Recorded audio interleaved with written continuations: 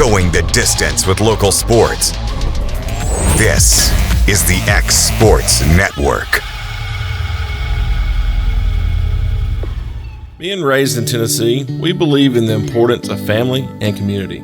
Creating a positive experience at our family-owned and operated business is one of the ways we share that belief. Being in an accident can be extremely stressful. When it came time for my repairs, Mashburn's made it easy.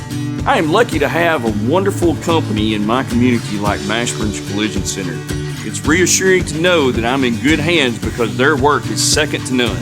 We pride ourselves that the Mashburn name is one of the most trusted in Lawrence County since 1981. Mashburn's Collision Center. Let our family take care of yours. Shop McMaster's Home Gallery for furniture, appliances, and more. And shop quality, shop convenience, shop service, shop local.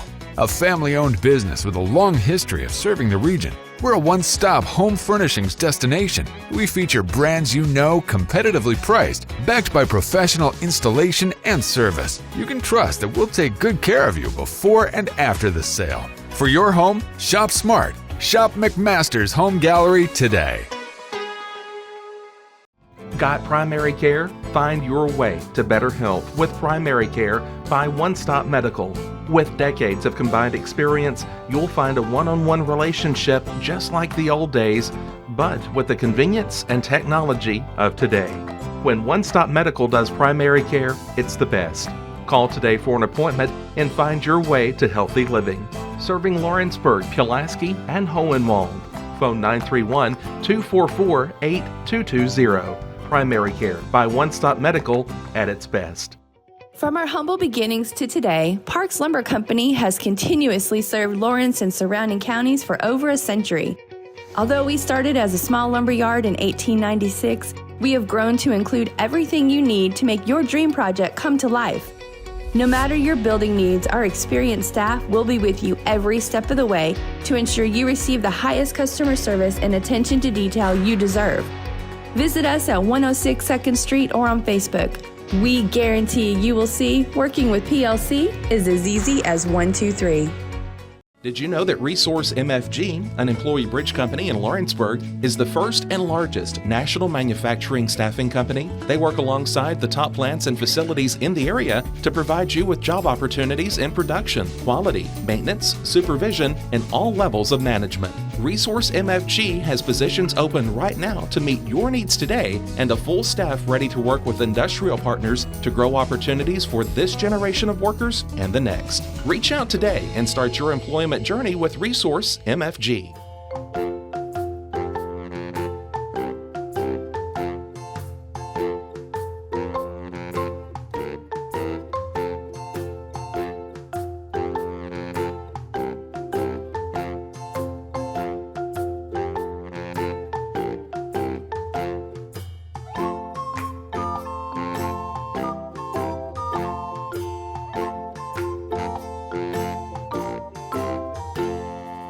At C&B Linen, fast, friendly, and reliable service is our promise to you because you're not just a customer, you're family.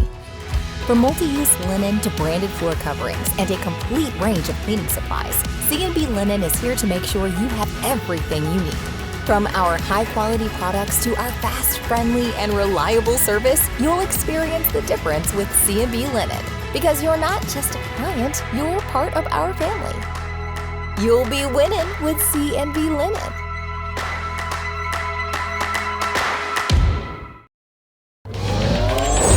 Going the distance with local sports. This is the X Sports Network.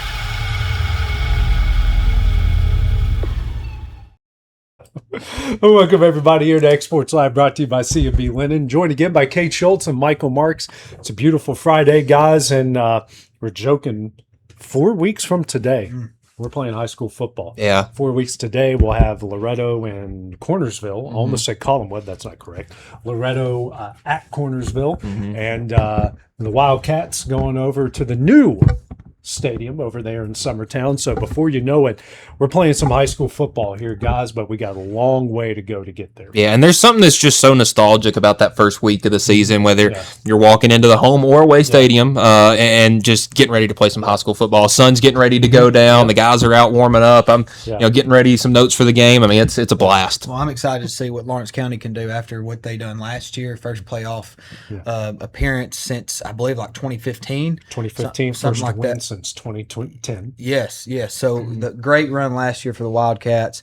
I believe, I don't know exactly what the records was, but competitive seasons for the Eagles and for both of them. No, Lawrence County went 8-4. Loretto went 2-8, and then Summertown. Okay, so Loretto, 4-6. I believe so. Loretto might have been a little down there. Yeah, Summertown should have been better, but the injury bug killed them. But got a lot of I've kids. I've talked to some people that think Loretta's probably going to be still. They're on the upswing. Yeah, they're still going to be a little down, but they're getting better. And I'm excited for this football season. I would say we got 3 young coaches in the county. We got 2 entering year 2, 1 entering year 1. So it's going to be a ton of fun to see the changes we see in football around here. Well, you mentioned like that first game. I remember as a player, I started both ways my junior and senior year, and I walk out there opening day. I'm like, man, it's hot out here, but I'm just excited to hit another color jersey. That's unsweet. Unsweet. Ooh. You went. Do we have any sugar in here? Yeah.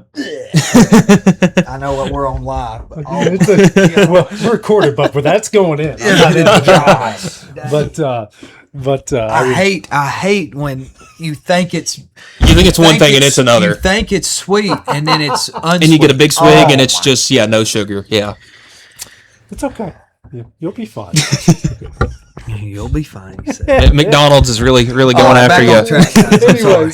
Anyways, but I remember I'd walk out there. I'm like, you'd be excited. I'm like, because everyone's like, we're going to go to the playoffs. We're making a deep run. We've got this guy, that guy back. And then you play a couple series, you get in the flow of the game, and you're just like, whew, man, this is going to be long. Yeah. And when I played in West Virginia, we didn't get bye weeks until my senior year. Wow. And then guess when our bye week was? Probably was it either week 2 or week 9 or something like that? Last week of the regular season was my bye week. So you didn't even get it? We were already out, and my teammates and I went to like 2 of our rivals played each other for a spot in the state playoffs was on the line, and we drove out there and had a good time. We did we did upset the number 5 team in the state my senior year. They came to us on our homecoming game, and we beat them 13-7. It was fun. We scored on our first play of the game, and then we scored on our last series of the game. That's perfect. And won at 13-7. That's all you needed. So, we went out and we took the eventual state champions. Another one of our rivals, Polka, down to the brink. They only beat us 14-0. What's the name of that school? Polka. Oh, and tell them what the mascot is. The dots. They're the polka dots. Exactly. Best name in the country. Yeah. Can't beat it. The polka dots. I know, Kate. I said, what my first thought was when you said that. It was Steve Harvey on Family Feud asked a question. It's like, what follows the word pork? Yeah. And this guy said, you pine. And he said, what? He said, you pine. Well, speaking Porky of pine. Steve Harvey, West Virginia native. Yeah. So do you guys know, could you name me the 2 most famous Major League West Virginians ever? One's a Hall of Famer and one's a current broadcaster for an NL East team. Yeah, that's going to be Chip Carey? No, Chip is not. No. Oh, who's is he for the Cardinals now? No, NL East. NL East. NL East. Okay, so that's the Braves. Oh, that's the East. East. He's not the play-by-play. He's an analyst for an NL East team. Probably the most entertaining analyst. Oh, is it Keith Hernandez? What's his name? The Phillies guy. John Kruk. Yeah. From the Eastern Panhandle. And George Brett. Really? From West Virginia. I did not know Kansas that. City Royal. Yeah, Hall of Famer. And maybe the most epic meltdown in the history of sports. Man, he come out the of best. Dugout Yeah. digging And it. West Virginia came out of him. And That explains it. of course, if you look at the history of coaches in West Virginia's history. Nick Saban, Mike D'Antoni, It's not just Nick Saban. There's other national. Jimbo Fisher, the long time. Oh, I'm blanking on his name. Was the first ever coach of the Tampa Bay Buccaneers, but he won national championships at USC. Had some of the greatest quotes ever in the what is it? John McKay? Yes, John McKay. He's from, and they're him, Jimbo, Nick, Rich Rodriguez are all from like this 3-county area. But the D'Antoni's from Southern West Virginia. It's funny. Their high schools now share a high school. I know I'm going off on a tangent here with the 1984 AFC Rookie of the Year, Kurt Warner with a C, who was a running back. Oh, Seattle Seahawks. He was the most famous Kurt Warner until the Kurt with a K came around. So throwing out some American Underdog. There. Yeah. What's that? Kurt Warner, American Underdog, the movie? This is a running back from Right. He led the Seahawks to their first ever AFC title game his rookie year. Kind of went downhill a little bit after that. But funny stories. There's actually a lot of really notable athletes from the West Virginia. I mean, obviously, Lou Holtz. Lou Holtz is from the area, yeah. He went to school in Ohio, but he went Follinsby, West Virginia.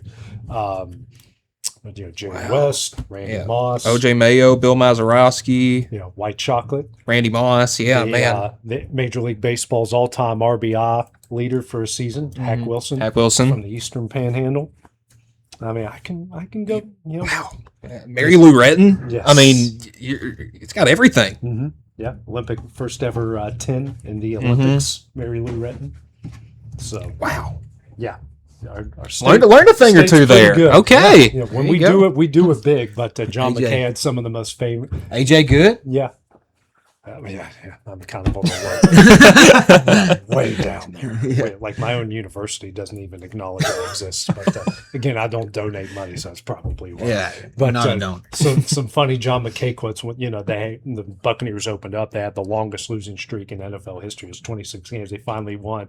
And his post game quote afterwards goes, "Hey, a couple plane crashes and a bus crash. We're in the playoffs." Yeah. Mm-hmm. Yeah, he goes, after one of those losses, he goes, we didn't block well, but we made up for it by not tackling. Yeah. When someone asked him about the execution of his offense in the second half, he goes, "I'd be all for it." Yep. Like some of the greatest quotes ever. But anyways, I could talk this stuff all day long, but I visited Loretto volleyball yesterday. Only 2 seniors. They feel really confident what they have. Like they've got a youth movement, a lot of talent in the youth on that roster. Spoke with Haley Bennett, your cousin. She was very nervous, but did very good once she got on camera. But Loretto is Loretto. They're going to be competitive. This is a team that you can guarantee is going to go to the sub-state every year. They're going to play Summertown 15 times every year, and every one are going to be fun and exciting. You're looking at volleyball. Summertown's going to be good, even though they're losing some of those stars from last year. They had a lot of youth that's coming back on this team. Lawrence County's got Leah Dixon. Yep. They're going to be a ton of fun. The best player in all the Southern Middle Tennessee. It's going to be a fun season, Well, and that's the thing. Well, you may not know a lot of the names that are going to end up being the stars for Summertown and Loretto, but it's never a rebuild. It's just a retool for them. So who's going to be the ones that fill in? And and this time in 2 months, we'll be thinking, man, how do we not see that coming? So it's going to be a really, really fun season. Yeah, and my sister is a upcoming junior at Lawrenceburg, so she's the setter for Lawrence County, and it's fun to see when her and Leah and her and Ava Scott, when they get on the same page. And when Leah can get on a roll. It's fun to watch. It's fun to watch. And these teams, I think Summertown and Loretto probably does it as well, especially when it gets in like November around Thanksgiving, if they go that far. I think it's usually end of October. Okay, so they don't go that far. I'm thinking of basketball. Well, I know they take some trips. The state tournament is normally the last regular season of football. Yep. Okay, so I know they take some trips. What I was getting to, they take some trips, like to the mountains. They go to Memphis. They play in these big these big tournaments against a lot of teams earlier in the year before district play starts. It really helps them. And that's very good. I know Lawrence County's going away for 3 of them tournaments. I'm actually going to get to travel and watch my sister play for one of them. And I think Loretto's going to Knoxville, I believe, in a couple of weeks. Someone always goes to Gatlinburg. It was I would say Summertown used to go to Gatlinburg a lot. Loretto's been going to Knoxville the past couple of years. So there's a lot of talent that comes in there. They get to play against a lot of good. Well, I would say they usually have one of those big maps up, and they'll put a pin on like where their high school is, and they got people all over the southeast. Everywhere. So. It's going to be fun. It's going to be fun to watch. Yeah, and by the way, I remember from last year's Powder Puff game, your sister has a gun on her. JC. She throws a really good football. JC, I'll speak a little bit on JC real quick. JC was raised with 2 older brothers. Yeah. She don't care to get her hands dirty. She was always in her older brother's camo growing up, wearing cowboy boots every now and then, outside picking up rocks or playing with the dog, whatever it may be. And she's always just been naturally and raw, just pretty strong. She's built, she's not real tall, but she's pretty stocky and built, and she's pretty stout. She's pretty stout, and apparently she's got good hands. I don't know. I don't know all about that with the. How the soft hands and how all that goes, but apparently she does, and I hope the best for her and is it all the other the teams this year. And she does have a good arm. We get to throw some, and she hurts my hand quite a bit throwing that softball and baseball. She can sling it. And for someone who claims he doesn't know a whole lot about football, his sister can throw one. Yeah, she can. You're gonna learn. We're gonna lead you. You're gonna end up knowing. Thing is about football. I throw football. I can chunk a football. Yeah. JC can throw. Just don't know how to. It's like we throw it like a baseball. Yeah. It's not. We don't. Yeah. A lot of quacking. A lot of ducks. Yeah. But. I think that's one of the problems when we throw is we don't. Yeah. She can throw it for sure. Well, guys, let's get to the big news in all of sports. We started local, and we'll kind of shift back local here in a bit. But LeBron James is going to join the Philadelphia 76ers. It's a 2-year, $8 million deal because he frankly does not need the money. And he's after saying he's seriously considered retirement, said this will be his final run at another NBA championship.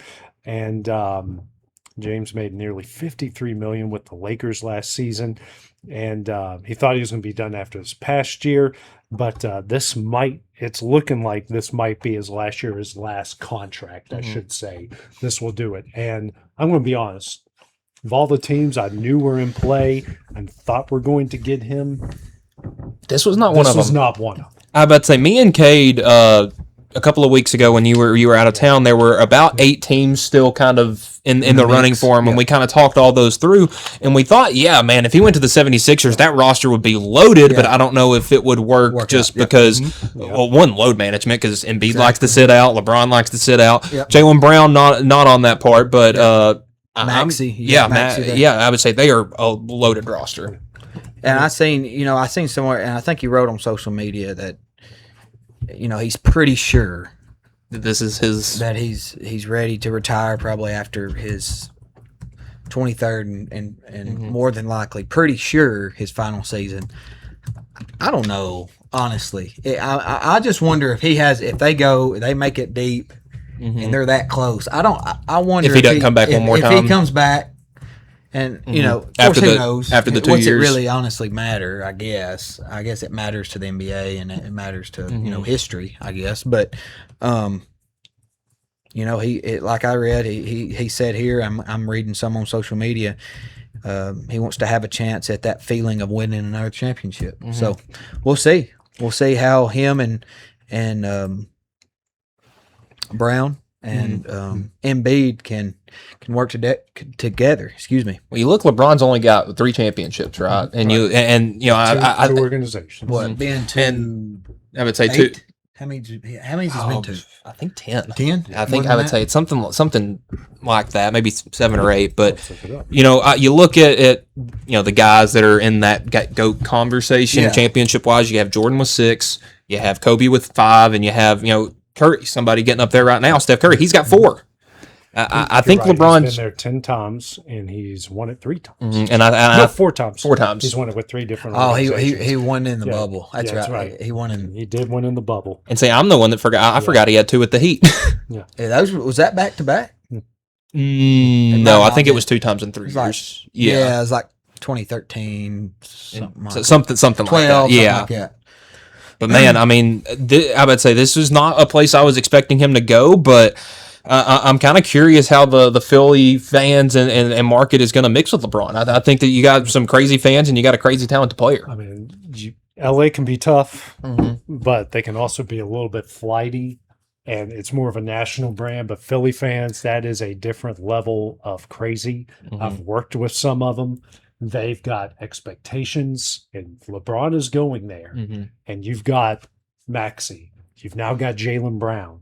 You've got Joel Embiid.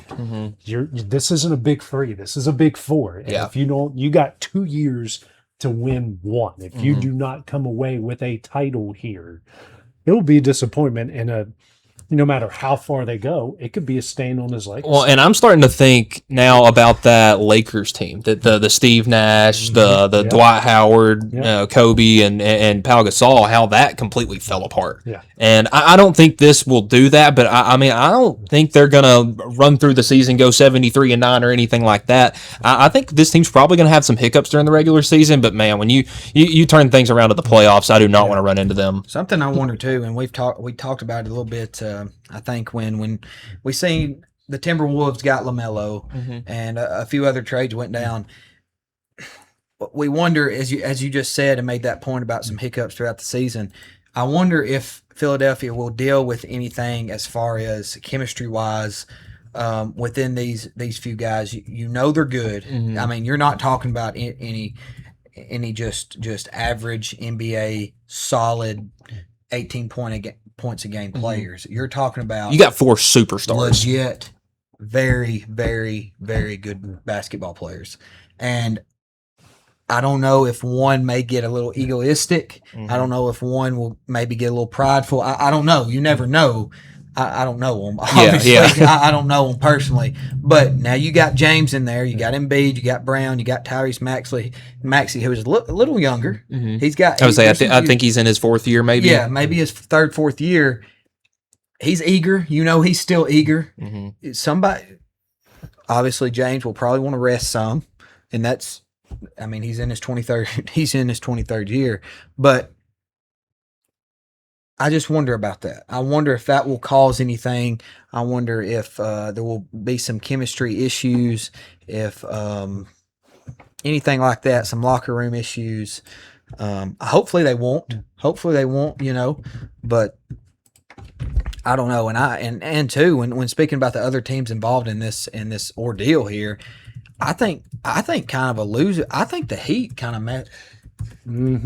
They kind of lost here. Yeah, I'm wondering how much that post that went out and didn't go out, how much that had an impact on this. I don't know if LeBron is going to ever reveal that, but I'm kind of curious if he saw that and had some second thoughts. Right, for sure. And Giannis, the Heat did get Giannis in there, so it's almost like, I mean, I think they kind of wanted to team LeBron and Giannis up. Something there, and for whatever reason, I mean they have Bam, they have Bam, they have Andrew Wiggins, who's y'all may think different of Wiggins, but he's solid. I watched him a lot. He's solid when his head's in. Right, exactly. I covered him in high school. When his head's in it, and his girlfriend, who's a nut job, is not around, which I think she's not around anymore. But he's kind of been. He had that great year in Golden State. Yes. He's really, because most people, when they buy into Wiggins, they're buying into everything that you get with Wiggins. Yeah. So I mean, he's a solid. He can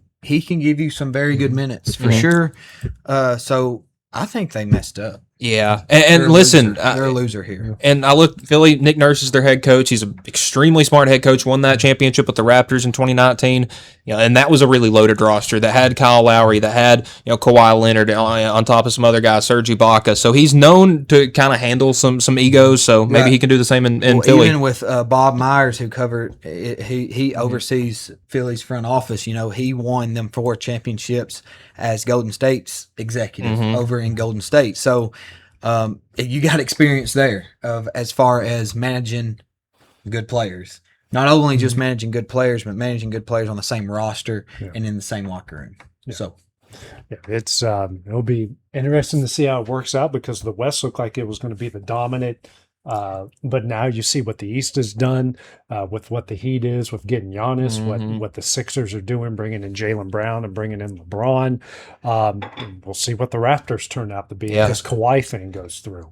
I'd say if they ever finish looking into that. I mean, Boston was still the second seed in the East. Good. Detroit is still around. If Paul George is healthy and stays off social media, and I hope the best too, really for Ja. In Portland, because that makes Portland a little interesting because I think they were just on the outside looking in last year. And I think Dame is going back to Portland.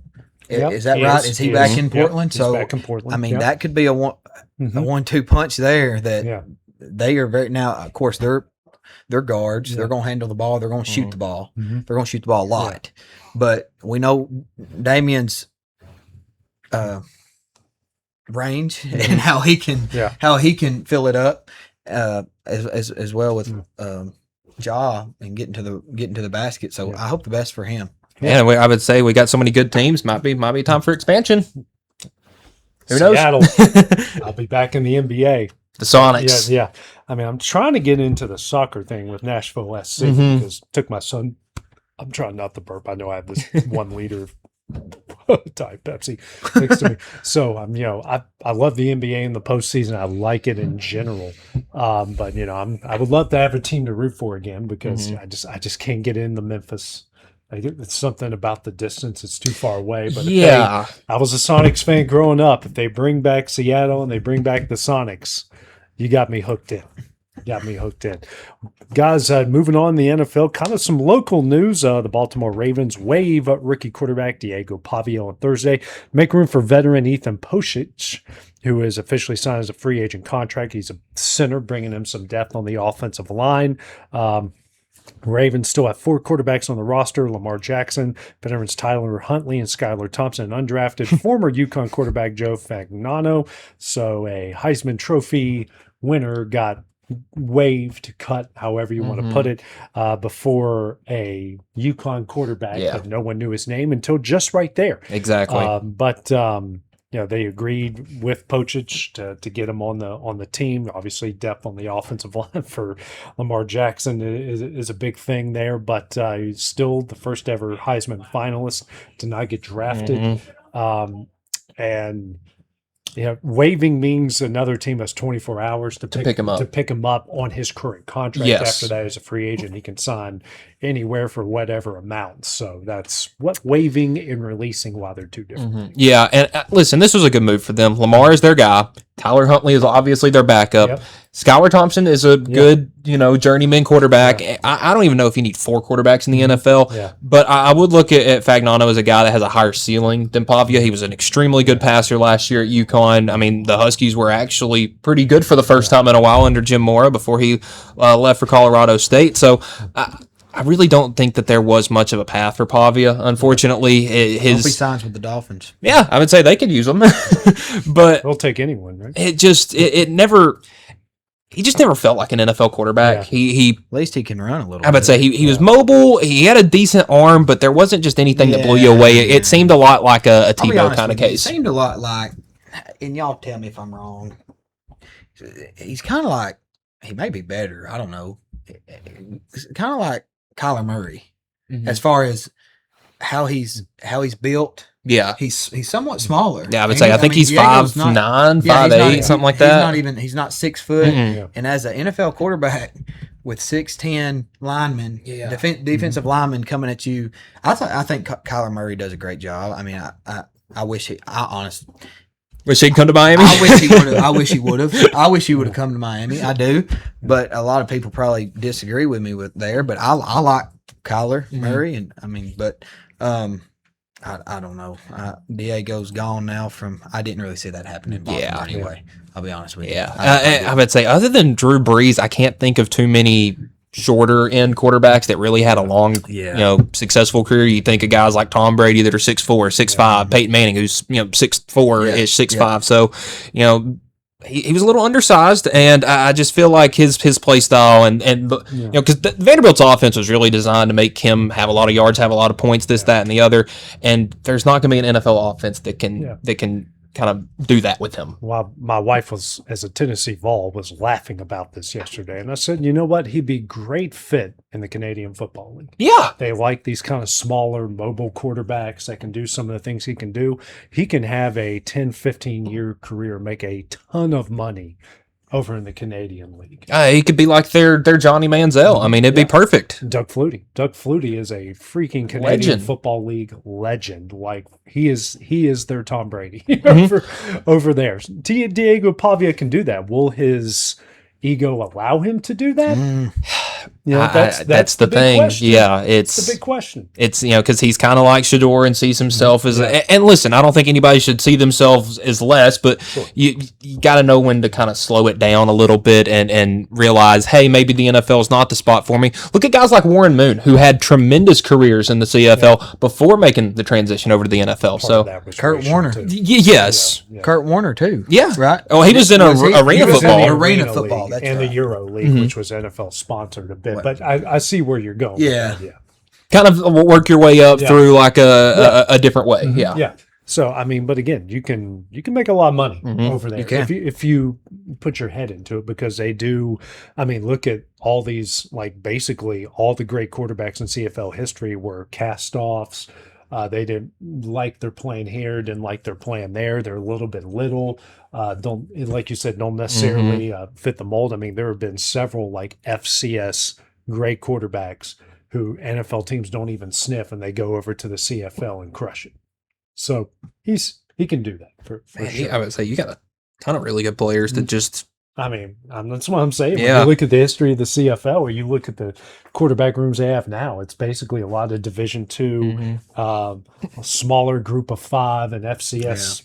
Really good quarterbacks at that level. So a lot of talent out there. Quickly to some college baseball, some new rules promoted for 2027. NCAA has approved the automatic ball strike ABS challenge system for college baseball, which will be implemented in 2027. The system allows teams to challenge called balls and strikes using technology designed to determine the correct call. The ABS system is modeled after the one used in the SEC tournament and will be available in any game where the tech is available, including TrackMan systems. That's a big one. The system will be used in the Division I, Division II, and Division III schools, having the option to experiment with it on an experimental basis. The rollout is expected to be broad, with most Division I programs already having the necessary technology for player development and scouting.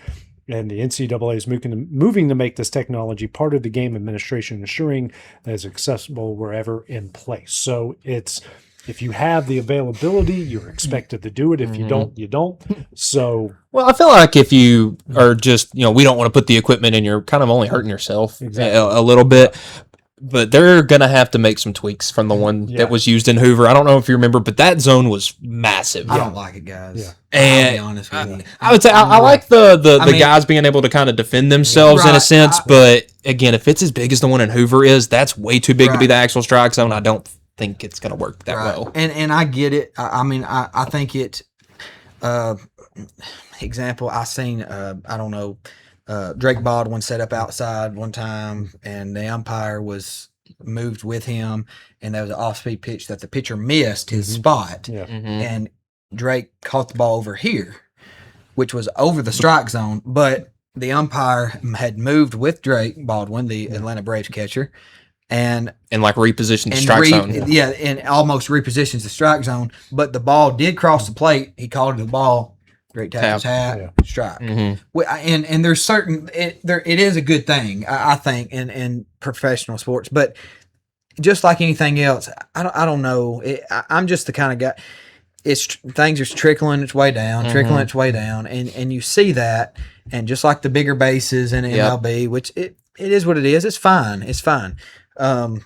just like the pitch clock, just like, and a lot of things, you name it. But and see, I wasn't a fan of those things when they were initially brought up. Now I don't even notice it. It's just second nature. Yeah, exactly. And the thing about that you mentioned that I was like, some facilities won't have these smaller schools aren't going to be able to just throw it up. They're not going to be able to. Where obviously there's going to be a lot that will be able to. Yeah. So I would assume probably all of the power conference schools at least. They'll be able the power somehow to definitely be able to afford. Yeah. That. So I don't know. I'm just not in college. I'm okay with it, and this is going to be a really weird, petty reason. It's going to start weeding out those umpires that are the high ego, want to make everything about me guys. Yes. And they're not as bad in college baseball as they have been in Major League Baseball in years past, but you saw the amount of long-time Major League umpires that that are stepping down after this year. Yeah. I think you might see that in college, which may cause a bit of an umpiring issue with guys having to cover a lot more games, but I think it all in all is going to be for the betterment of the game. You think we'll ever go to robotic? That's where I draw the line. You still have to have human error. I like it. Yeah. Yeah. Right.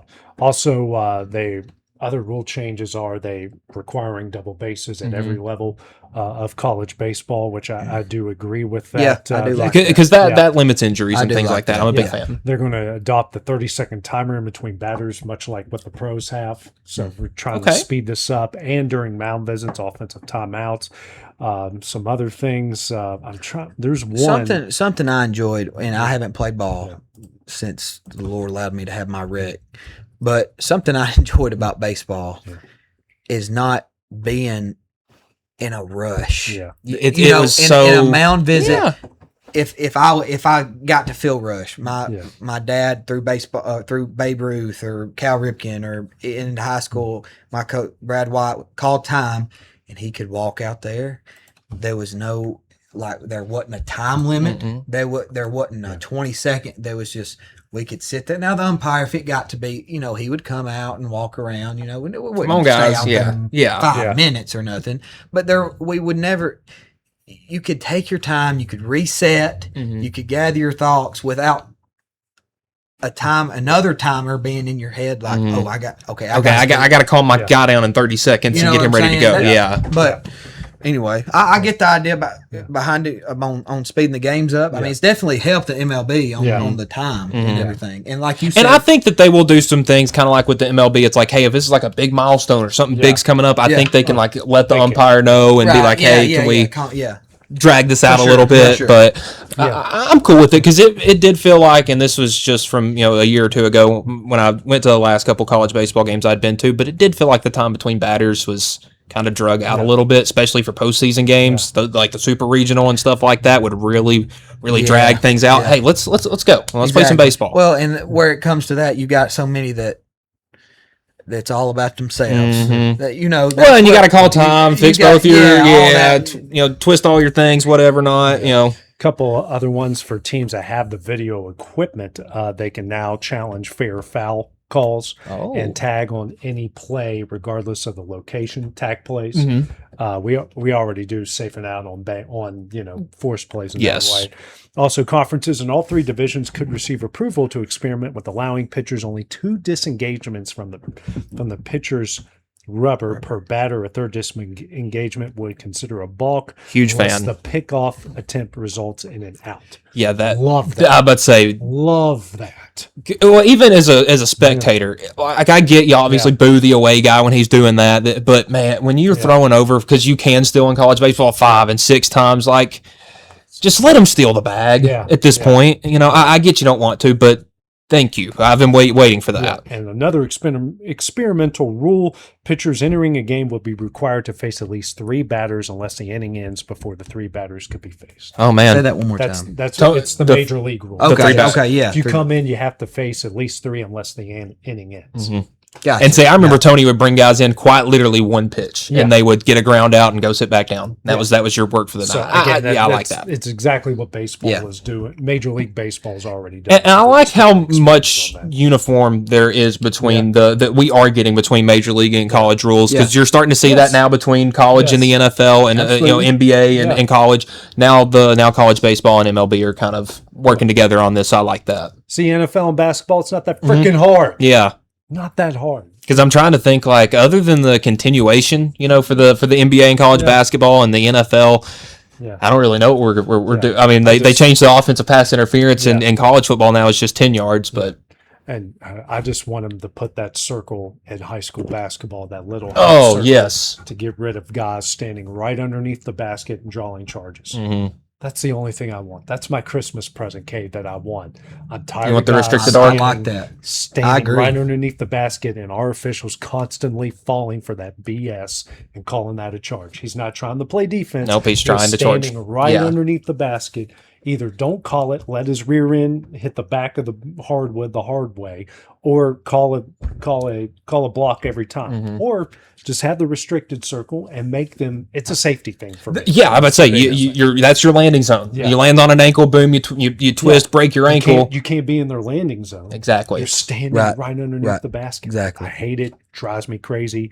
Our guys fall for that all the time, and I just want the NFHS just to change that and save put those on courts. Yeah. Well, coming up next, guys, we're going to do some baseball trivia. See how much these guys know when we return here on X Sports Live, brought to you by C&B Linen. Are you tired of missing out on family life just to be treated like another truck number? Since 1986, Southeast Carriers has been a family-operated business based in Lawrenceburg, Tennessee. Being family-owned ourselves, we understand the importance of family, which is why we value it above all else. With our large number of dedicated lanes and our friendly staff, we are able to evenly divide your home time with the amount of time you spend on the road. We offer multiple benefits with large company pay now starting at $20 per hour, all while keeping a small company environment. For more information, visit our website, southeastcarriers.com, or check us out on Instagram and Facebook. Southern Craft Manufacturing is dedicated to creating the finest quality and greatest value products in the death care industry. Southern Craft has perfected blending old world craftsmanship with modern manufacturing technologies to create a full line of steel, wood, and corrugated caskets. Family owned and operated for over 30 years, Southern Craft is now looking to hire local and regional truck drivers, welders, and production workers, each with great starting pay and a benefits package. For more information, visit southerncraftmfg.com. If you're looking for a company that can do it all when it comes to building, look no further than Tennessee Properties. From new home builds to remodels and commercial projects, our contractors work hard to give your space a new life from planning to finishing touches. Whether it's new interiors or dirt work, they see your big picture without forgetting the small details. In the market for a new home, they partnered with Freeman Development to bring new homes to the Oak Hill subdivision of Lawrenceburg. That's Tennessee Properties, licensed and insured. Call today or visit tennessee.com. Good Works at Home, formerly known as The Summit at Home, is a licensed, non-skilled agency dedicated to helping you maintain your independence at home for as long as possible. Our compassionate and caring staff provide support in various areas, including dressing, bathing, personal hygiene, transportation, cleaning, and companionship. Please call our office about services, payment options, and long-term care policies at 931-762-2310. We look forward to assisting you with keeping your independence long. Efficiency, reliability, accuracy. Move forward with your real estate sale or purchase with Title and Escrow of Lawrence County, the most experienced closing team around. Working with clients locally and throughout the state, we offer a wide range of services, including the expertise of an on-staff attorney, backed by our more than 49 years experience in titles and closings. We get the job done on time at a fair price and ensure every last detail is correct. Our goal is to give you peace of mind. When you work with us, you work with people who live where you do. We understand the importance of the real estate community and strive to build strong relationships with all parties involved in the process. Whether you're buying a home, selling a business, acquiring land, or anything in between, you're in good hands with Title and Escrow of Lawrence County. Put the most experienced closing team on your side. Contact Title and Escrow of Lawrence County today.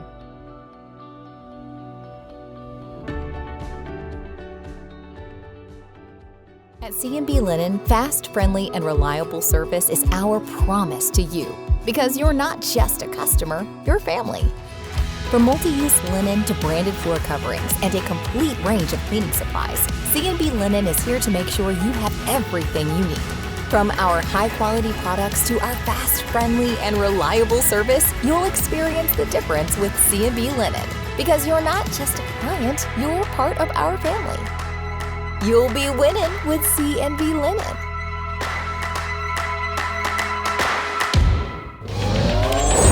Going the distance with local sports. This is the X Sports Network. And welcome everybody back here to X Sports Live, brought to you by C&B Linen, AJ, Kate, and Mike. And guys, we're going some baseball trivia to close out the weekend. We're playing some long ball, is what we're doing. So can you guys give me, now there's more than 10, okay, but we've got some pretty heavy hitters in this one. The top 10 all-time most career Grand Slams. Ooh. Okay. There's a who's who of...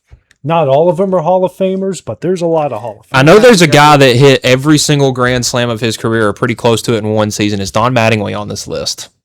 I think he has 15 or 16, maybe. Don Mattingly is not in the top 10. We'll have to go with Barry Bonds. Barry Bonds is... I thought I just saw his name. A lot of solo shots, I guess. He's not in the top 10. What was the number for one, and then the number for whatever you would consider 10? Number one is 25, and then we've got 4 guys tied at 16. Okay, so Mattingly would have just been outside that. I just saw Barry Bonds' name. Where'd it happen? Well, I know that. What about the Babe? Babe Ruth is tied in that group of at 10th with 16. All right. Let's go Hank Aaron. Hank Aaron. Again, one of the 4 tied at 16. Tied at 10th with 16. Let's throw A-Rod in there. Number 1. Yeah. 25 career Grand Slams. I'll have to go with Ken Griffey. Ken Griffey just on the outside with 15 Grand Slams. Because I'm trying to think of guys that would have been far enough back in the order. He is tied with 15. Yeah, that's what I'm saying. Like, he is tied with Ryan 6, Howard and Richie Sexton with 15. Okay. Ryan Howard, the Philly. What's the Big Poppy, David Ortiz? Not in the top 10. Okay. Manny. Number 3. Okay. 21 career Grand Slams. You know, Manny's one of those guys like kind of like Juan Gonzalez. You look at his stats and you're just like, wow. I mean, that guy was incredible. I'm gonna have to go with Jim Thome. Ooh, that's a good one. No, little two. Okay. What about an Adam Dunn? I kind of lumped those two guys in together. I just saw his name. He's right on the outside. He has, where was it? I just saw it. 12 career Grand Slams. Let's go with Mark McGwire. Just on the outside. Okay. Sosa got 14 career Grand Slams. Sosa not in the top 10 either. And I actually don't see, Bonds had 11 career Grand Slams. I knew I saw his name. I don't see Sosa remotely close on this list. Trying to think of like some just big RBI guys. Is Adrian Beltre on there? No. Do we have any catchers in this list? Longevity. That's what I'm thinking of. Trying to. No catchers. Okay. Start thinking more Hall of Famers too. Okay. So you've gotten 1 and 2, and 2 of the guys tied for 10th. Oh man, I feel like I just run out of names. Some of those Yankees guys, DiMaggio, Gehrig. Ty Cobb. Gehrig, number 2, all-time, 23 career Grand Slams. Cobb was a Tiger. Okay. Okay. Yeah, but not in the top 10. Yeah. Is there like a... Oh, Mickey Mantle. Is Mickey Mantle on here? He is not, no. There's no more Yankees. Okay. You got one of your all-time greats on this. Yeah. Oh, Ted. Is it Ted Williams? 17. Tied, one of 3 tied at 7. Tied for 7th with 17. Okay. I get he wasn't much of a power hitter, but is Jeter anywhere close? No. I'm just thinking the guys played forever. Either of the fielders ain't up there, are they? No fielders. Either Cecil or Prince. Man, okay. So I'll give you I'll just, some of these you might not know. Eddie Murray is fourth all time with 19. Tied at fifth with 18, Willie McCovey. Really? I never got that one. Robin Ventura. He was a good one. The other two tied for seventh, Jimmy Fox and Carlos Lee with Ted Williams with 17. And you also in the top 10, Dave Kingman, all-time legendary slugger with 16 career grand slams, and Albert Pujols. So man. that is your top. That was like 10. our childhood, Kate. Yeah. How we miss him? Manny Machado has the most of any active player with 14. Mike Piazza had 14. Albert Did you Bell, say Manny Machado? Yeah. Is that who you said? DiMaggio had 13. Jeff Kent had 13. Gary Sheffield 13th. All-time Cubs legend. Ernie Banks with 12. Along Mr. Cub. Travis Hafner, Derek Lee, Rafael Palmeiro, Matt Stairs with 12 career Man, slams. what a group. Yeah. Matt Williams, Barry Bonds, I mentioned at 11. He's tied with Beltran, Johnny Bench, Gary Carter, Cecil Fielder. There we go. There's a catcher. Gary Gaetti had Go back. 11 What was the career one? grand slams. Reggie Jackson had 11 career grand. And, Wow. And the second on the list is Giancarlo Stanton. He's got 11. These are active players. Wow. And I feel like he would have way more right than that. behind them, tied for third with 9, Javier Baez, Cody Bellinger, and Nick Castellanos, joined by Matt Olson, Kyle Schwarber, George Springer, and Angelio Suarez. All have 9 career grand slams. So that so I had the number way wrong, but grand slams by year. Don Mattingly didn't hit one from in any other year but 1987. He broke the single season record with 6. Unreal. Wow. Unreal. Now, can you guys give me the top 3 most extra inning career grand slams? Oh, wow. Yeah. Clutch. Yeah. I'll have to go with Pujols on one of them. No, they're in the top 5 from the previous. Oh, okay. So, and it's actually kind of astounding. Is it A-Rod? Eddie Murray? A-Rod had, of his 25 career grand slams, 11 on extra innings. Wow. Well, because now you don't even. Back then you didn't even start with the ghost runner on second. So right behind him, Gehrig. So Okay, basically, Lou Gehrig. 1, 2, and 3 from the career grand slams is 1, 2, and 3 in extra innings. Gehrig hit 8 extra inning of his 23 career grand slams, and Manny, who is third, 7 of his 21 career grand slams came in extra innings. And I can remember a couple of those, Yeah. just highlights. But man, that's actually really surprising about Gehrig. Yeah. I would not think that there would be a whole lot of extra inning grand slams back in his day. Yeah, and it's crazy. Gehrig, with the bases loaded, his OPS was 1.175. Talk about clutch. Pretty good. It says here, A-Rod hit at least 1 extra inning grand slam in each inning from 10th through the 11th. Huh. That's pretty. Yeah, pretty good. That's pretty impressive. He walked off 3 times with grand slams, tied for the most in Major League Baseball. That's impressive. Yeah, and Manny hit the bulk of his 21 career grand slams with Cleveland. Mm-hmm. So that's a fun little tidbit there. So Awesome. Now, speaking of extra innings, can you guys give me the top 10? There's actually 11 on this list, but the top 10 most extra inning home runs in Major League history. And again, it's kind of a who's who. David Ortiz. Not in the top 10. Wow. Okay. Albert Pujols. He is number 6 with 11. Wait a minute. Now he's actually tied for 10th. Some of you people can't do math. He's tied for 10. He's tied. One of the 3 guys tied for 10th. He has 11. Hang on. This is so. We'll be right back. I'm kind of confused to see what this list was. Yeah.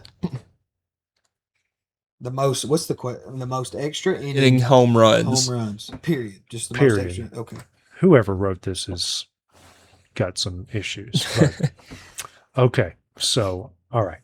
Pujols is one of the guys tied that has 11 career extra inning home runs. I'll have to do the rest of the math in my head because whoever compiled this list has got major issues. Well, okay. I think I might have found the right one.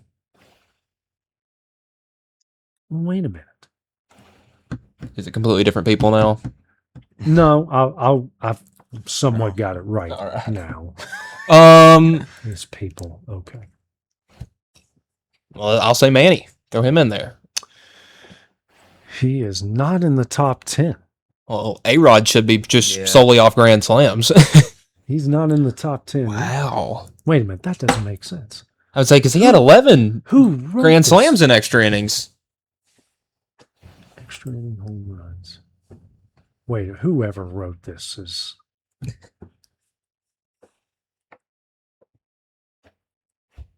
That's not right because... He said it's not right. Okay, because it said, all right, I'm just going to break this down. So, Willie Mays has the most all-time with 22. Okay. Followed by Jack Clark with 18. Never got him. Well, again, I said 11 of his Grand Slams games in extra innings, Yeah. which means he would have to hit more than that. Yeah. No, I actually just take away Grand Slams from the rest of your home runs. All right, Society for Baseball American Research. Extra inning home Well, hey, there is one MLB franchise that has never gone on a double-digit win streak. Do you know what it is? Oh. That would be, I know it's not the Athletics. Yeah. Mm-hmm. That would, is it Kansas City? Yeah. It's a relatively new franchise. Yeah. Okay. I'm going to go with, is it Tampa Bay? Not Tampa Bay. All right. I'm Right area, kind of. I'm just going to go crazy. Miami? Here. It is the Marlins. Miami. They have only gone on a 9-game win streak. They are the only team in Major League Baseball that never won 10 in a row. Wow. I don't know how many it was. It was 20-something in Moneyball. Where I think it was 20, right at 20. Right was at 20, the, 21 maybe. Mhm. When they won 20-something straight. Yeah. Went on to not make it to the World Series. Mhm. Okay, here we go. Let me see if this list is correct. 1, 2. Because I love how that movie they made them seem like the A's were not a very good team, but their pitching staff was loaded. Oh yeah, they're pitching. Yeah. Bless you. Top 10 most multi-homer games in Major League history. Okay. Well, now I feel like Manny's got to be that one. Just off. He's got 54 career multi-homer games. Oh my God. Okay. Ortiz has got 51, and they're both on the outside of the top 10. How many is number one? I'm okay. In 72. Is it? And it's Barry. He's second with 71. Okay, most multi-homer games. So it's This is going to be be a nah. He ain't even up there. I know. How many's Schwarber got? He not ain't enough. Not Okay. even. Is he even? He's like at 35. Okay. It's not terrible, No, but probably it's won't ever get there. More than most Yeah. people would think of. That's 35 It's more hard than me. enough to hit one in a game. let Yeah. alone- but this is a who's who. Number one, would it be McGuire or Sosa? Sosa's third. Okay. 69 career multi-homer games. McGuire is fourth. 67 Wow. career multi-homer games. Is Ruth in there? Ruth is number one. Okay, 72 career multi-homer games. So you guys have gotten the top 4. Did you say Pujols already? I haven't. Number 5, 65 Top five. career Okay. multi-homer games. How many? 65. Yeah. The kid, Ken Griffey Jr. 9th. He's Okay. tied. Well, he's tied at 55 Okay. with another Hall of Famer. Tommy. I was about to say, is Not Jim in the there? top 10. Okay. Is there like an Albert Bell or something like that? Just a No, these are all okay, big time names. big time names like a way Eddie up. Murray. Not up there. Not up there. Is Jimmy Fox in there? I know he's up here for most home run Tied with things. Griffey with Yep. 55. So you guys are missing 6, 7, and 8. Ted Williams in here? No. A-Rod. He has 62. Wow. He is 7th all time. So we're missing 6th. Well, he's tied. He's tied with 62 Okay. with another all-time great. So you're Hmm. missing 2 all-time greats. All-time, like elite Okay. level. Like Hank Aaron. He is tied with Rodriguez with 62. You're missing one more. It's not Willie Mays, is it? It is. Really? 63 Wow. career multi. He had over 600 home Yeah. I just feel like I don't know why. I feel like I'd look at Hank Aaron as more of a power hitter than Willie Mays. I don't know why, but Yeah. Yeah. But hey, another fun episode here, guys, on Yes, X Sports sir. Live, brought to you by C&B Linen. Next week, official practices for fall sports start. I'll be visiting all around. We got some good stuff coming up next week. Don't forget to check out all of our previews. This guy's getting coaches right here. We're going to be sitting them in here, talking all kinds of stuff. Looking forward to that. So for Cade, Mike, and myself, we will see you guys next week. Going the distance with local sports. This is the X Sports Network.